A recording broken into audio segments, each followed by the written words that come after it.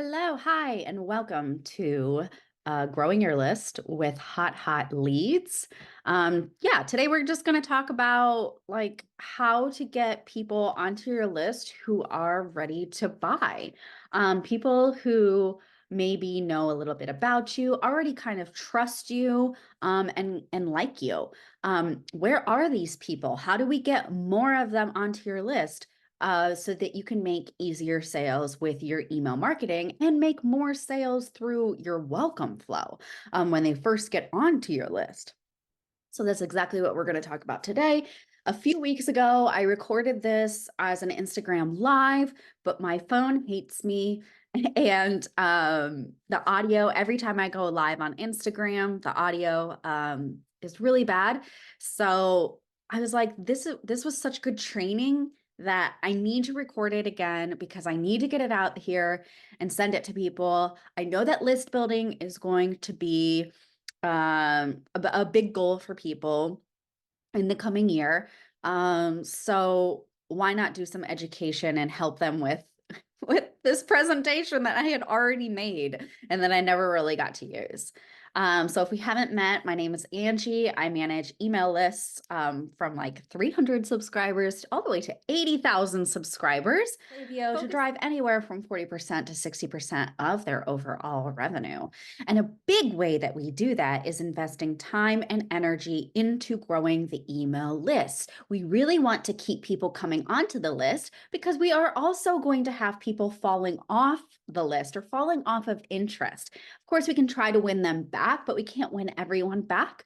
So the list is like a moving wheel. So we need to feed the wheel and put more people into it because we know that people are also leaving it anytime we send an email, right? We get unsubscribes. That's normal, right? So I'm just going to get right to it because my clients who have 5-figure email lists and grow that list by like 1,000 a month, 1,000 a month, they are investing money in acquiring people onto their list through ads. So I just want to keep that in mind that the bigger businesses that I work with, they have SEO specialists, Google specialists, um, Facebook ad specialists working for them, working with them. And I would be open to that depending on where your ideal clients are, but we'll get into that, okay? But while they're growing their list steadily, so this is something to think of, that doesn't mean that their sales are also increasing along with that. Most of these people on the list that they're bringing in through the ads are not hot leads, meaning they really aren't ready to buy the moment they get put into a welcome flow. Um, so it's not a guarantee, even if you are growing your list, that the people that you're putting on your list are going to buy from you. So that's why we're here today to talk about how do we make it guarantee or give you a bigger chance of getting a sale from people. Because on the flip side, I also have clients with way smaller lists who are bringing in less than 100 people a month, but their placed order rate on their welcome flow is so high, meaning that these leads are ready to buy the moment they get onto the list and they receive this welcome series and maybe this discount. And sending an email is all it takes to make a sale. So we've got this big spectrum of what could be going on in your list as you're bringing more people onto your list. Most important thing, read the data. If you're going to invest or put time and energy into the people coming onto the list, pay attention, make sure these people, wherever you're finding them, are buying from you so that you're not wasting your money, right? So while more people on your list could equal easier sales because of the sheer number of people you have in your pool, right? Bigger list means bigger chance of making a sale. It really does depend how far along in the buyer's journey these people are with you. So how do we attract subscribers who are a little bit further in their buyer's journey with us and therefore easier to sell to them through email marketing? The first thing we want to look at is what makes a hot lead hot. fire flaming. Woo! The first thing that makes a hot lead is that they are an ideal customer. So you solve their problem. Your products are made for them. It's an easy yes for them once they learn about your products or maybe your brand. Um, and the second thing that makes a hot lead is where they are on the buyer's journey with you. So we need to look at the sales funnel and a buyer's journey in general. So if we take a look at the funnel, we have a track stage, awareness, where they learn about you and they know that you exist. Okay. I have, if you've ever seen this sales funnel before, if you haven't, it's okay. It's good that you're learning about this now. If you have, always good to get a refresher because this plays into so much of your marketing and especially email marketing. And especially when we're talking about growing the list. So the top of the funnel is the awareness stage. In order to buy from you, people have to be aware and know that you exist. Okay. So usually that's done through, it could be ads, social media, right? Any of these acquisition channels where you are face to face with people or people are coming into contact. That could be Google, if they're searching things and their search results lead to your pages. So that's how they become aware of you. And that's the first stage in the buyer's journey. The next stage is after they become aware of you, they grow interest. They grow interest or they don't grow interest, but hopefully they get more interested as they are learning more about your business. They learn about your values, your origin story. This is where we start to implement that marketing psychology of like know, like, and trust, where they get to know us, they like us, and they start trusting us because they start to realize, oh, this is the business, this is the brand that can give me what I want and what I need. That's the interest stage. The third stage is when they're ready to make a decision. They have a problem and you're being considered now, and they're ready to make a decision on whether they want to buy from you or somebody else. And lastly, the last stage of the sales funnel is they take action and they actually purchase. Okay, so when we talk about hot and warm leads coming onto your list, that means that we want people coming onto your email list who are somewhere at the tail end of interest or inside of interest, ideally. Um, but mostly, but at the tail end of interest and ready to make a decision. That's where email marketing really shines. And when you think about it, that's pretty far down the funnel. That's over halfway through the funnel.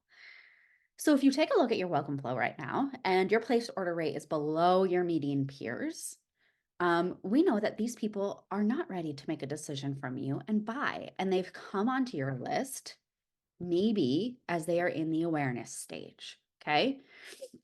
If our welcome series is doing well, then we know that these people who are buying are coming onto the list and ready to make a decision. So they've already gone through the awareness stage, they've gone through the interest stage, and they're ready to buy.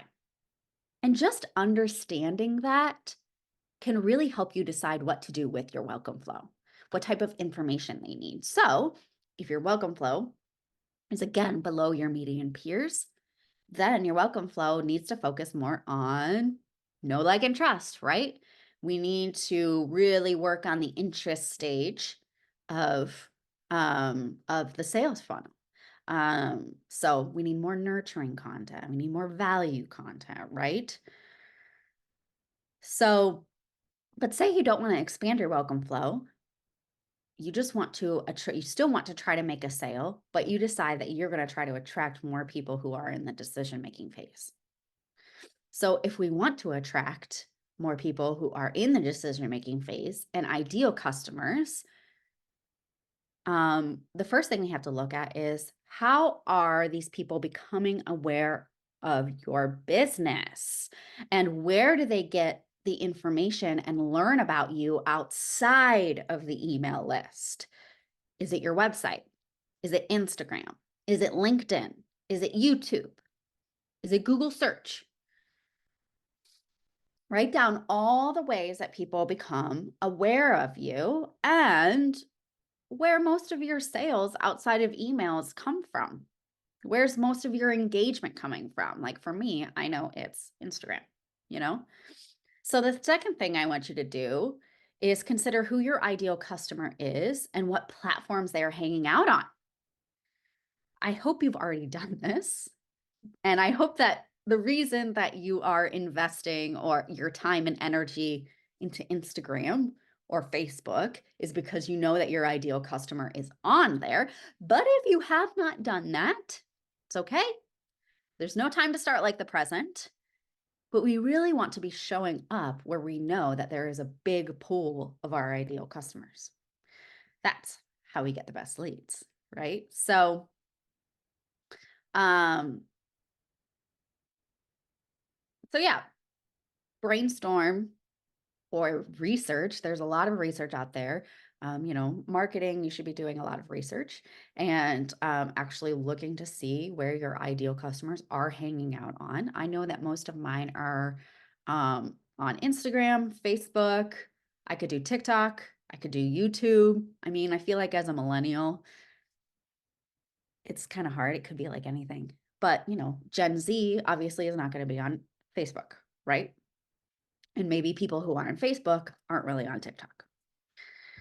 So now I want you to write down, after you've brainstormed and researched what other platforms you could possibly be getting in touch with ideal customers on. I want you to take a really good hard look at the platforms that you're on and review how you are serving your people on there.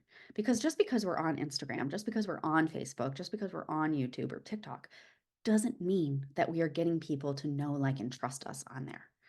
Okay. Is there room for improvement in these platforms for people to get to know you, like you, and trust you? Are you posting enough content? I'm sorry to say, but for most of these platforms, it's all about the more content, the better.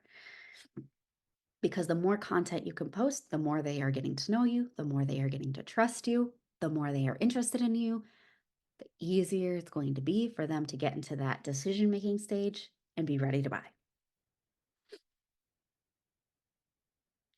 I have an example here. Some of my ideal customers are on Instagram, which is why I promote on Instagram, right? And I invest in Instagram marketing programs because I want to be nurturing there. So I choose to take classes on how to get clients from Instagram. Oh. And it has worked really, really, really well for me, I will say. But I also know that my ideal clients, who may be like my full service clients, who were like on the higher end of Klaviyo accounts with like those 80K subscribers, those people are probably on LinkedIn, right? So if I wanted to get more ideal clients for my one-to-one service, then I need to be marketing on LinkedIn.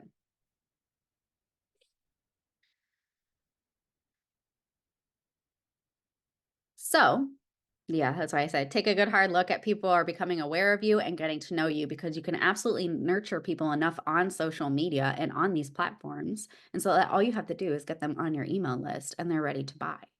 Okay, which brings us to the last point, your lead magnet. I know that we could do a whole class on lead magnets. A lead magnet is something that you offer people in order to coerce them or get them to come onto your list. So wherever you are doing great nurturing and your ideal clients are, then you want to have a lead magnet that feels like a big win for them. That's something that they really, really would love, that would really help them, that brings them value, that makes them trust you.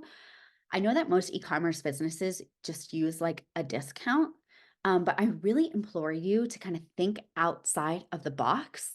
Think about connecting deeper with your subscribers. I have some clients in like the home and decor um, industries.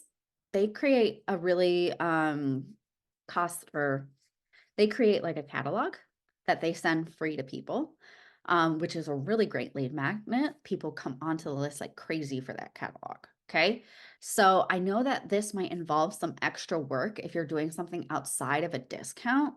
But if you really want to focus on growing your list, then you need to put a lot of effort and more time and energy into how you are going to get people onto your list through a lead magnet. I also love quizzes. If you're like an apothecary or someone that helps people, then most of how people buy is through education, and they need to be told what's right for them. Same with clothing.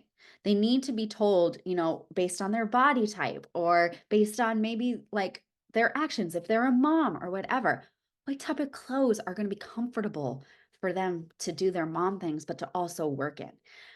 What type of herbs or CBD or whatever it is that you run, what is going to help someone with stress and anxiety? As a normal person, I do not know this stuff.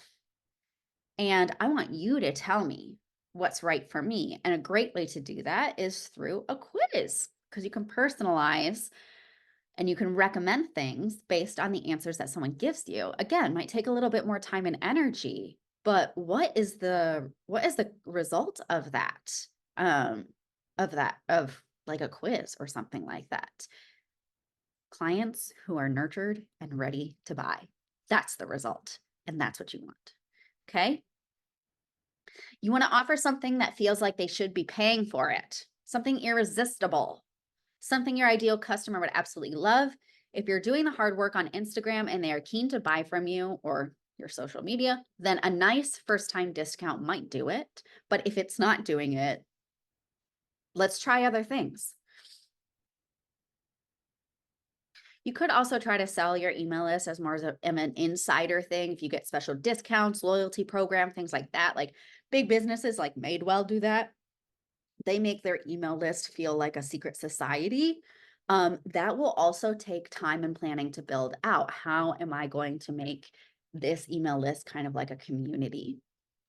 On that note, you could also have a Facebook community or some or a broadcast channel on Instagram or a Twitch community to funnel people in.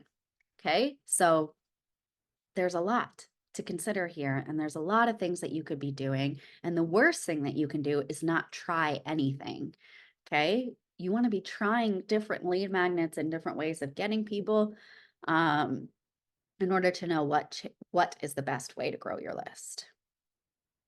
I'm, of course, a big proponent of giving something away. Reciprocity is part of marketing psychology. So if you give someone something, they feel more inclined to give back to you. So that's sale.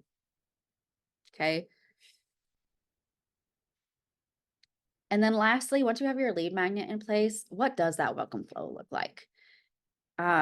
Because yeah, it all depends on where they are in the buyer's journey with you and what problems they're having. And I think a big mistake that people are making is that they have like all of these different lead magnets. That's one thing to, if you're going to be testing different lead magnets, make sure your welcome flow speaks to the lead magnet that you have created. Okay. So a lot of times that we create all these different lead magnets, service providers more so, they have all these different lead magnets and different ways people are coming onto their list. And these lead magnets are serving different problems. And so the people coming onto their list like all have different problems. And then it's just, you're not really speaking directly to their issue if you just have like a general welcome flow or a welcome flow that was for a different lead magnet. Okay. Welcome flows, in my opinion, are not a one size fits all. Maybe you just need to tweak the first email a little bit, but just be aware of that. If you're creating new lead magnets, then you'll want to, edit your welcome flow to make sure that the messaging is addressing the problems and solutions that they are having or that they found in their lead magnet.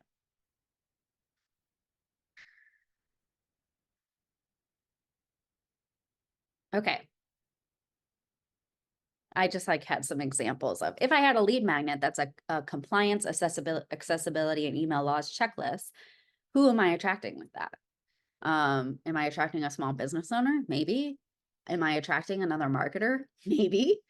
Someone who's not so familiar with email but is doing it for their company, it could be a VA.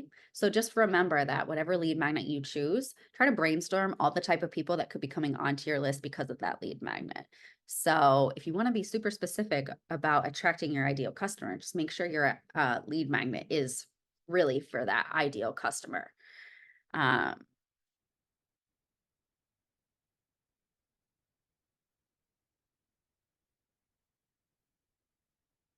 Okay, that's really it. That's all I had for my notes. Sorry to take you guys like on a journey there. But yeah, so if you take anything away from this, just know that if you want hot leads coming onto your list, then A, we need to know where our hot leads are. We need to know what channels they're on and where they are finding us. And B, we need to be doing the interest, the nurturing outside of the email list on your social media platforms, on YouTube, on your podcast. Okay. There is a lot of nurturing that can be done in the welcome flow. There's nurturing that we could create a nurturing flow, but that's if you just want awareness leads or cold leads coming onto your list. If you want hot leads coming onto your list, then my suggestion for you is to put more time and energy into your acquisition channels, into your social media channels, or however you are bringing people onto the list, and take a lot of time to create a lead magnet or a few lead magnets to test, so that you can then attract those hot leads onto your email list so that they buy from you. Let me know if you guys have any more questions. Thanks for joining me in my little training about nurturing hot leads. Reply to the email if you have any more thoughts, or you want to talk about this more, or DM me. And let me know if there's other topics like this that you want me to cover. I would love to help you, especially with growing your list, coming up with lead magnets, things like that. Those are really, really fun. So yeah, get at me. All right, bye, you guys.